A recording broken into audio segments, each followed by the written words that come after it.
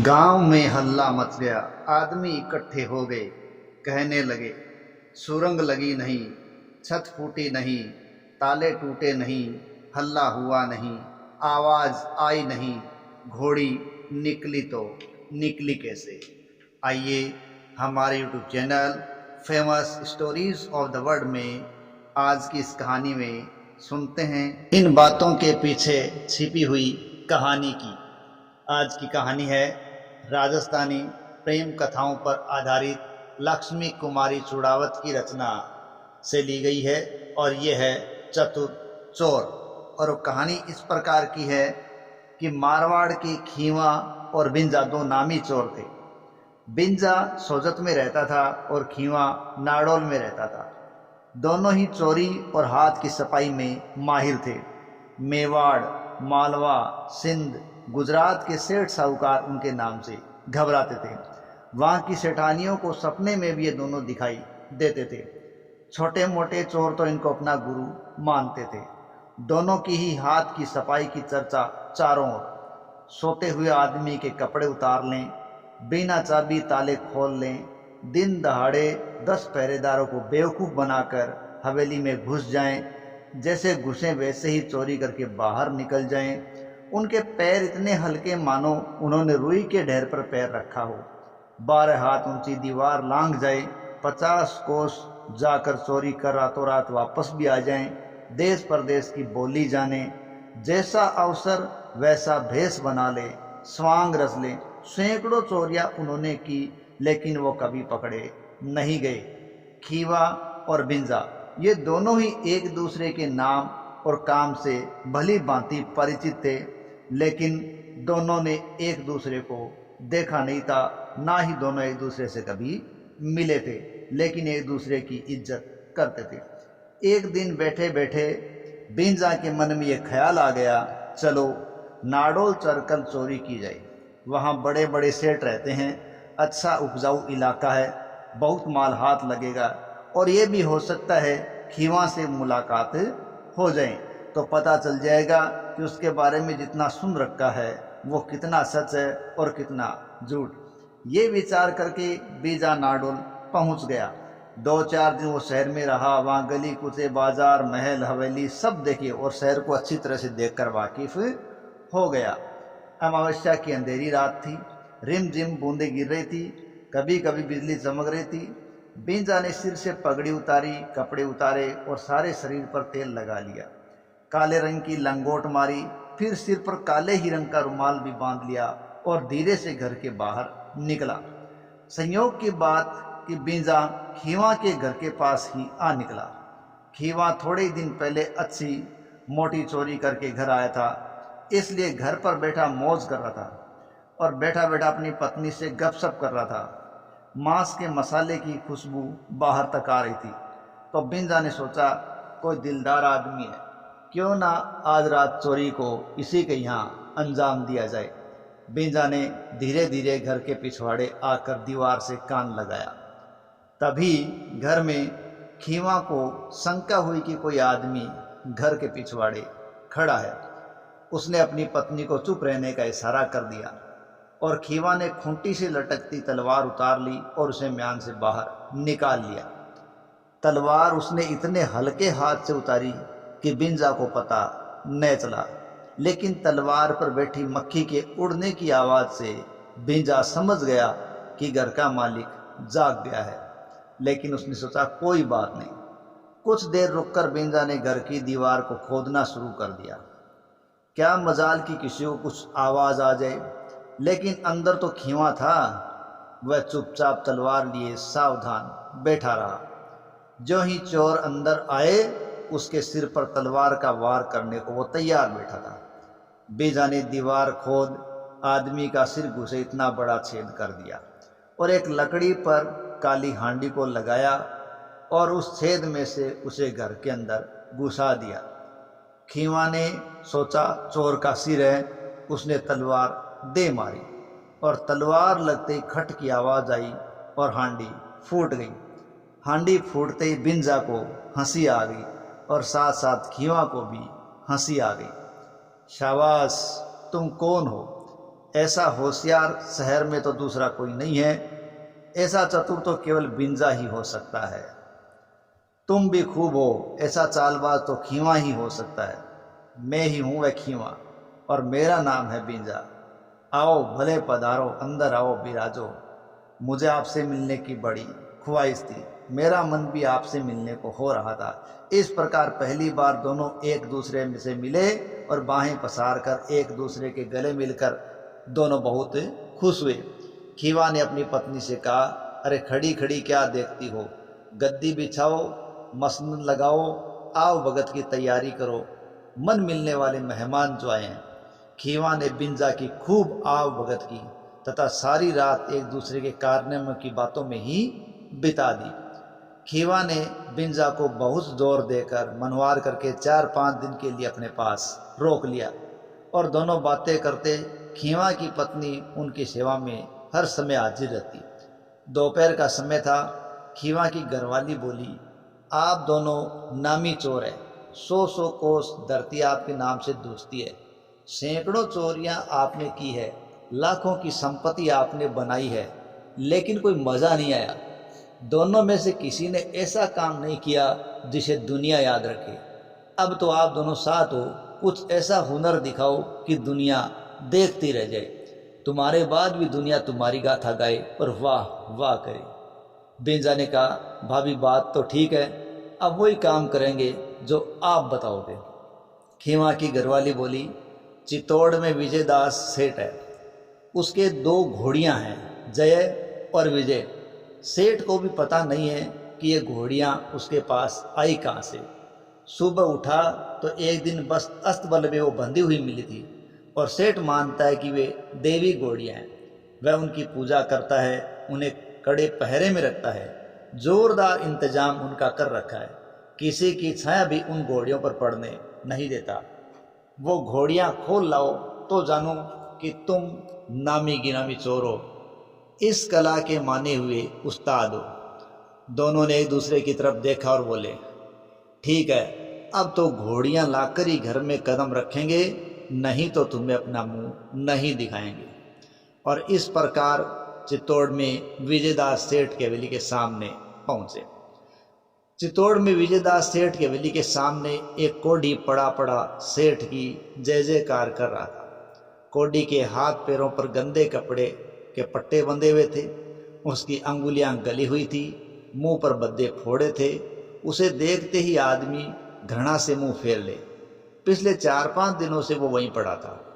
सेठ जी का हुक्म हुआ कि सुबह शाम उसे रोटी दे दी जाए। कोढ़ी पड़ा पड़ा रोटी खाए और सेठ जी को दुआ दे। आधी रात का समय, कोढ़ी के कंधे पर किसी ने आकर हाथ रखा। कोढ़ी ने देखा और पहचाना और खड़ा हो गया। कहा, बिंजा जी, खबर सुनिए, हवेली के 7 परकोटे हैं, सबसे अंदर वाले परकोटे में दोनों घोड़ियां बंधी हुई है। परकोटे के ताले लगवाकर सेठ चाबियों को अपने सिराने रखकर सोता है और सोते समय वह पलंग की वाड़ से बिल्कुल सटाकर रखता है। अब बिंजा सारी बात समझ गया, धीरे से बोला, कल रात इसी समय मैं वहां पहुंचूंगा। दूसरी रात बिंजा निश्चित समय पर आकर खीवा से मिला। एक एक करके बिंजा ने 6 परकोटे पार किए और 7वें परकोटे पर चढ़कर सेठ जी के सोने वाले कमरे की छत पर जा पहुंचा और धीरे धीरे से छत पर लगे मिट्टी के केलहुओं को हटाया और वहां सुराख बनाया। नीचे देखा सेठ सो रहा था। आहिस्ता आहिस्ता कमरे में उतरा। सेठ के पलंग के चारों पाए उसने अपने हाथों पैरों पर रख लिए और धीरे से सेठ के पलंग को दरवाजे से दूर किया।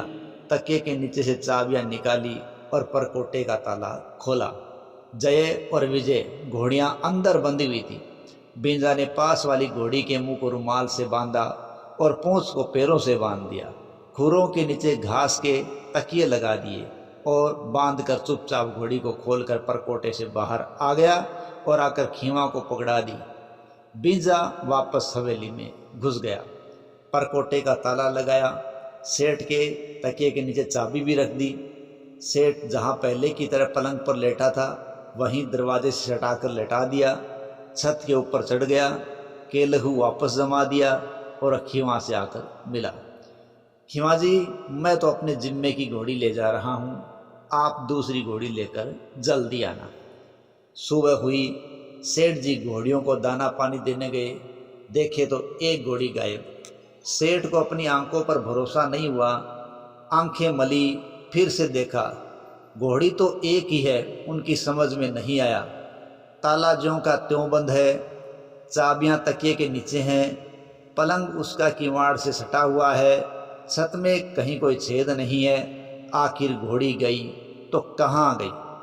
और इस प्रकार गांव में हल्ला मच गया। आदमी इकट्ठे हो गए, कहने लगे, सुरंग लगी नहीं, छत फूटी नहीं, ताले टूटे नहीं, हल्ला हुआ नहीं, आवाज आई नहीं, तो घोड़ी निकली तो निकली कैसे? बाहर पड़ा कोडी बोला, ये घोड़ी तो देवी शक्तिशाली थी जो अंतर्धान हो गई। और सेठ को भी उसकी यह बात है वो जम गई कि घोड़ी तो अंतर्धान हो गई।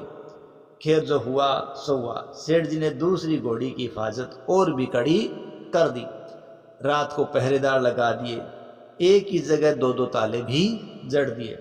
2 दिन बाद सेठ जी की हवेली पर एक फकीर आया, लंबी सफ़ेद दाढ़ी, लंबा हरा चोला और हरी तहमद लगाए। बाद में उसके हाथ में लोहे का भारी चिमटा भी था। दोपहर के समय सेठ जी अकेले बैठे थे। फकीर ने सेठ जी से कहा, तुम सोचते हो घोड़ी अंतर्धान हो गई, जबकि ऐसा नहीं हुआ, घोड़ी को तो चोर ले गए। बाबा, चोरी का तो सवाल ही नहीं उठता, देवी घोड़ी थी, जैसी आई वैसी चली गई। नहीं सेठ, तेरी घोड़ी तो चोर ले गया। बाबा, ये तो हो ही नहीं सकता। हो क्यों नहीं सकता? मैं तेरी दूसरी घोड़ी निकाल कर बता सकता हूँ। चल, परकोटे का ताला लगा, पलंग की वाड़ के पास लगा, चाबियां तकिए के नीचे रख और मुंह पर चद्दर ओढ़ कर सो जा। अगर तुझे पता पड़े कि चोर आया तो मुंह उघाड़ देना। सेठ जी ने सोचा, देखें ये बाबा क्या करामात दिखाता है। सेठ जी ने जैसा फकीर ने कहा था वैसा ही किया। ताला लगाया, पलंग खिसका, चाबियां तकिए के नीचे रख, मुंह ढक कर वो सो गया। खीवा ने आधे घंटे तक कुछ भी नहीं किया। दोपहर का समय था, सेठ जी ने खाना खा रखा था और ऐसा करने से उसकी नींद आ गई। खीवा ने चद्दर के ऊपर हल्के से हथेली रखी। सेठ जी की सांस धीमी धीमी चल रही थी। बीजा की तरह ही उसने भी सेठ जी का पलंग की वाड़ से दूर किया, तकिए के नीचे से चाबियां निकाली, ताले खोले और घोड़ी को बाहर निकाल लिया। फिर उसने सेठ जी को आवाज़ दी, सेठ जी सलाम, घोड़ी बाल निकाल ली है और मैं उसे लेकर जा रहा हूँ। सेठ जी हड़बड़ा कर उठे तो देखे तो फकीर घोड़ी पर चढ़कर उसे भगाए ले जा रहा है। खीवा ने नाड़ोल पहुंचकर बीजा से राम राम की और से घोड़ी दिखाई। जय और विजय घोड़ियां बहुत अच्छी कीमत पर बिकी और खीवा और बीजा ने अपना अपना हिस्सा लिया। खीवा की पत्नी बहुत खुश हो रही थी और इस प्रकार दोनों ने अपनी बात को पूरा कर दिया। बीजा सोजत जाने की अब रुखसत मांगने लगा। खीवा कहे, मुझसे मत पूछो, तुम जानो और तुम्हारी भाभी। खीवा की पत्नी कहे, देवर जी अभी तो आए हो, आज नहीं कल। और वो कल उसका कभी आता ही नहीं था। इसी तरह मौज मस्ती से 1 महीना गुजर गया। बीजा ने कहा, भाभी साहब आपका तो कल कभी नहीं आएगा, बाल बच्चों को देखे हुए बहुत दिन हो गए, अब तो आपको रुखसती देनी ही होगी। खीवा ने कहा, मर्जी है, थोड़े दिन और गुजारते तो अच्छा लगता। खीवा की पत्नी ने कहा, देवर जी आपने जाने की जिद कर ही ली है तो मैं आपको अब नहीं रोकूंगी, लेकिन मेरे मन में एक बात अभी भी अड़ी हुई है। मैंने उसको आपके भाई को भी नहीं बताया। उसके लिए आप दोनों का साथ होना जरूरी है और वह काम अकेले अकेले आप दोनों में से कोई नहीं कर सकता। बीजा ने कहा, भाभी ऐसा कौन सा काम है? खीवा ने कहा, जो कहना है वो साफ साफ बताओ।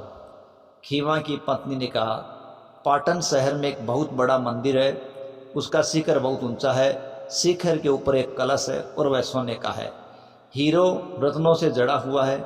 सुना है उस कलश की कीमत 1.25 करोड़ है। आप दोनों मिलकर उसे लाओ तो जानूं, इससे दोनों परिवार माला माल हो जाएंगे। और फिर देखो मंदिर शहर के बीच ही है और शिखर ऐसा जिस पर चींटी चढ़े तो भी फिसल जाए। ऐसी जगह से कलश उतारोगे तो धन तो मिलेगा ही, शोहरत भी मिलेगी। बीजा और खीवा ने एक दूसरे की ओर देखा। बीजा बोला, क्या विचार है? चलो मैं तैयार हूँ, खीवा ने कहा। इस बार खीवा और बिंजा बनिए बन गए और शहर से तरह तरह की चीज़ें खरीद कर सामान को ऊँट गाड़ी बैलगाड़ी में लदवाया। साथ में उन्होंने मुनीम गुमास्ते नौकर चाकर भी कर लिए और ऐसा करके पाटन पहुँचे। एक दो दिन बाद पाटन के राजा के दरबार में हाजिर हुए, मुजरा किया, अच्छी अच्छी चीज़ें उनको भेंट की और फिर अर्ज किया, हम परदेसी हैं, सेठ साहूकार है, आपकी नगरी की बहुत तारीफ सुनी थी, सो यहाँ व्यापार करने चले आए और हमें व्यापार करने की आप इजाज़त दो। राजा ने कहा अच्छी बात है, आराम से व्यापार करो, कोई दिक्कत नहीं है। थोड़े दिन बाद खीवा और बीजा फिर राजा के दरबार में हाजिर हुए, हाथ जोड़ के अर्ज की, आपके राज में हम बहुत सुखी हैं, मगर एक छोटी सी परेशानी है, हम परदेसी हैं, हमारे पास सामान ज़्यादा है और आदमी कम है, सामान की रखवाली करने में हमें काफ़ी दिक्कत आती है। शहर के बीच वाले मंदिर के पास कुछ दुकानें खाली पड़ी है, वो हमें किराए पर दे दी जाएं, जो दूसरे किराया देते हैं उससे हम ज़्यादा किराया आपको नजर कर देंगे। राजा के हुक्म से बीजा और खीवा को मंदिर के पास वाली सरकारी दुकानें किराए पर मिल गई और दोनों ने व्यापार शुरू कर दिया। शहर में उनकी पेठ भी जम गई, इज्जत होने लगी। खीवा और बिंजा दोनों घोड़ों पर बैठकर जंगल में घूमने जाते, रोज जाते। एक दिन उनका जंगल जाना सफल हो गया।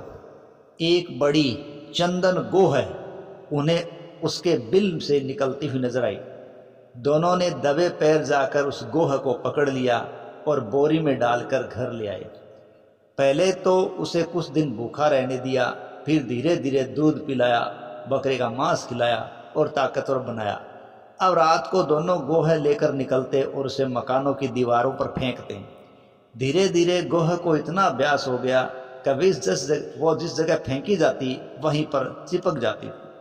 सर्दियों के पौ महीने की काली रात, खीवा बिंजा ने सोचा कि आज रात तो मंदिर का कलश उतार लेना चाहिए। कड़कती सर्दी और घना अंधकार। रात 12 बजे के कुछ पहले दोनों मंदिर के नीचे आ खड़े हुए। बोरे में से गोहे को निकाला, उसे रस्सी से बांध मंदिर की दीवार पर फेंक दिया। गोहे दीवार चढ़ने लगी, चढ़ते चढ़ते वह शिखर तक पहुंच गई और कलश की तरफ बढ़ने लगी। वह जब आधा शिखर तक चढ़ चुकी थी तो खीवा ने रस्सी खींच ली। रस्सी का झटका लगते ही गोहे वहीं रुक गई। रस्सी को जितना ताने गोहे उतनी ही ज्यादा शिखर से चिपकती जाए। रस्सी के सहारे खीवा और बिंजा दोनों शिखर तक पहुंच गए। आधी रात का समय था। मंदिर में रात के पहरेदार ने 12 बजने के घंटे लगाने शुरू कर दिए। 12 बड़े और 12 छोटे। जैसे डंके बजे, खीवा और बिंजा कलश के नीचे रेती चलाए।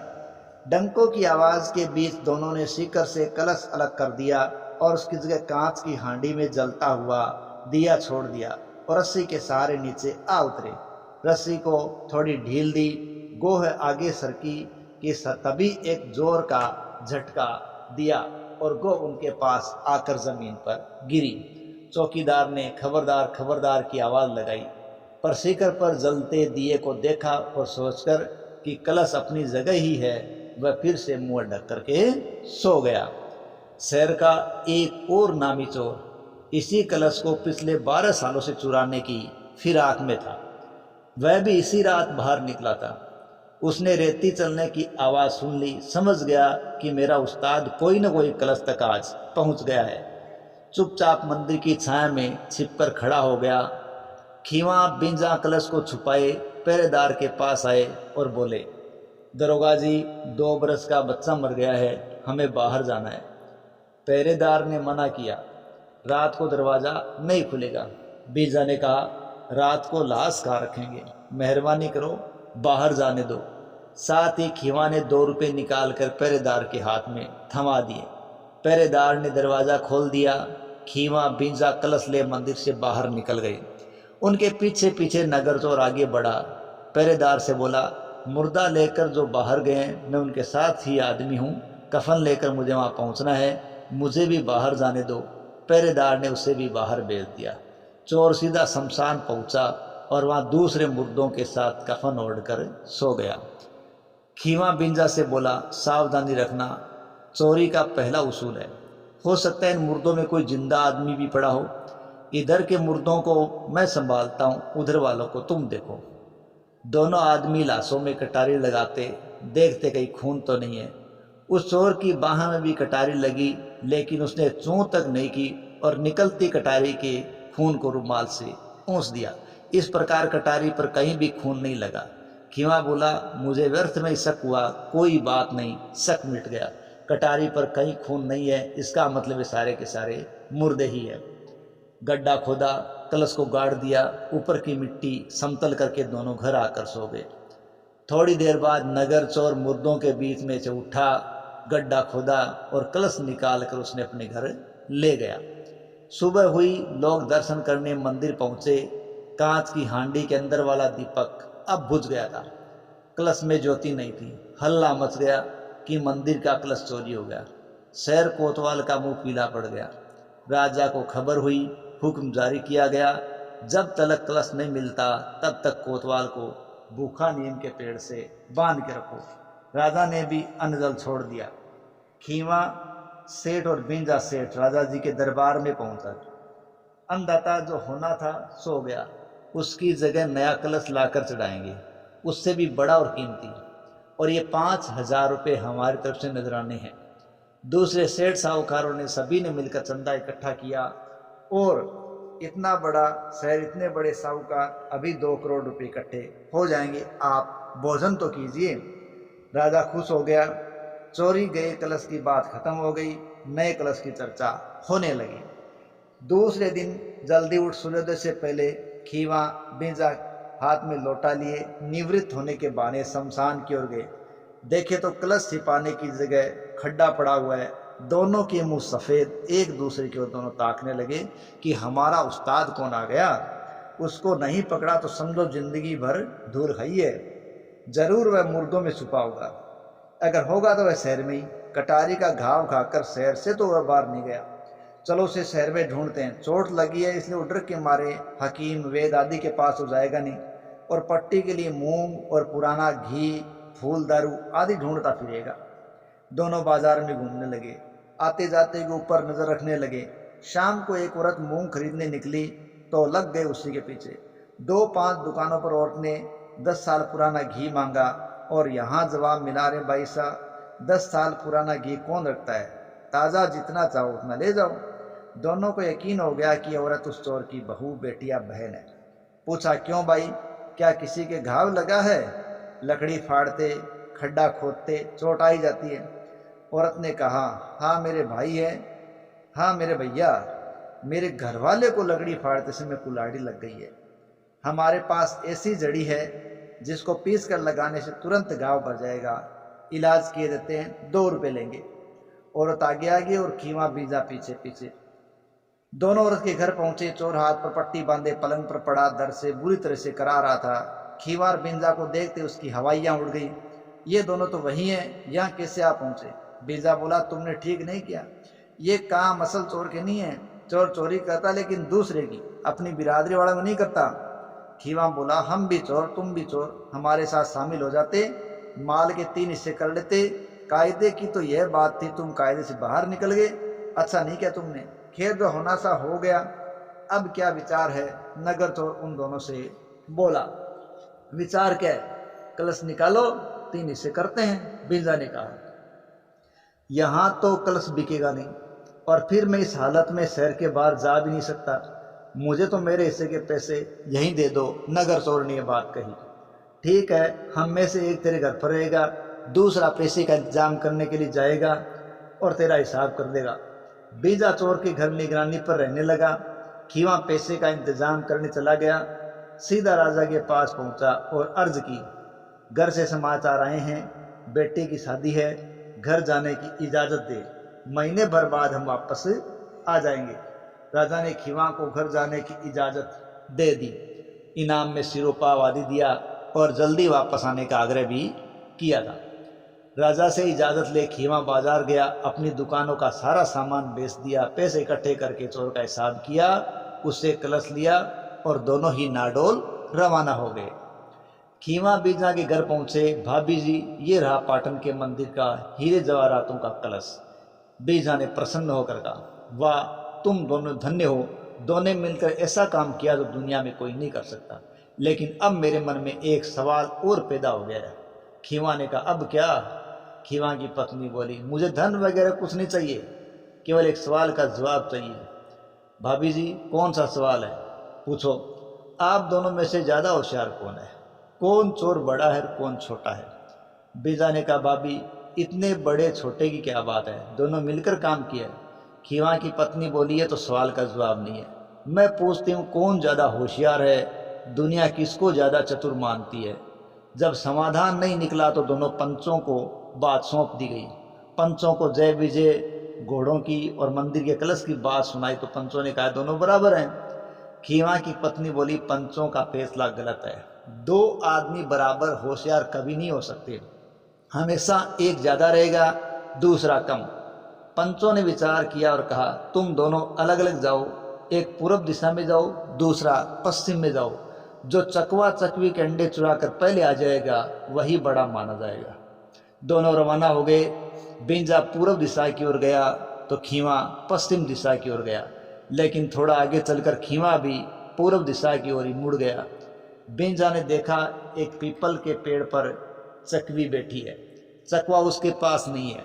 वह उसे बुलाने के लिए टुहक करने की आवाज़ लगाते समय थोड़ी सी ऊपर उठती है और उसके नीचे उसके अंडे पड़े हैं। बिंजा ने नीचे पड़े 4 गोल और चिकने पत्थर के टुकड़े उठाए और अपने कुर्ते की जेब में रख लिए।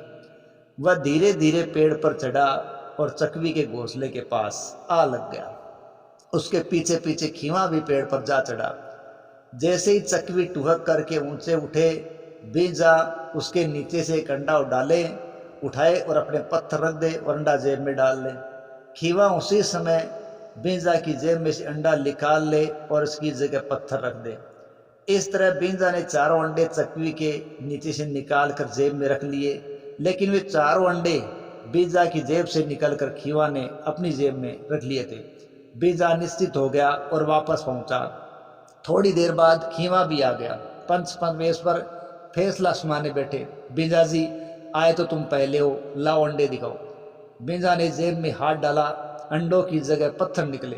बिंजा का मुंह फक से उड़ गया। पंचों ने कहा ये तो पत्थर है। फिर खीवा की ओर मुंह करके बोले आप आए तो देर से हो, आप भी अंडे लाए हो या पत्थर? खीवा ने अपनी जेब से अंडे निकाल कर सबके सामने रख दिए। बिंजा बहुत उदास हुआ। खीवा बात समझ गया, हाथ जोड़कर बोला भाई उदास होने की क्या बात है, बात इतनी सी थी कि आप मेरे घर मेहमान बनकर आए, इसलिए आपने मुझे शर्मिंदा नहीं होने दिया। मेरी नज़रों में तो आप मुझसे बढ़कर हो, और जब मैं इस बात को मान लेता हूँ तो तुम्हारी भाभी और पंच ये सब फैसला करने वाले कौन हैं? चोरों की चतुराई को तो कोई चोर ही समझ सकता है, ये बेचारे इस विद्या को क्या जाने। और दोनों ने एक दूसरे को बाँह पसार कर गले लगा लिया और दूसरे दिन पाटन का कलश बेच बराबर का बंटवारा कर खीवा ने बिंजा को सह सम्मान उसके साथ सोजत की ओर विदा कर दिया।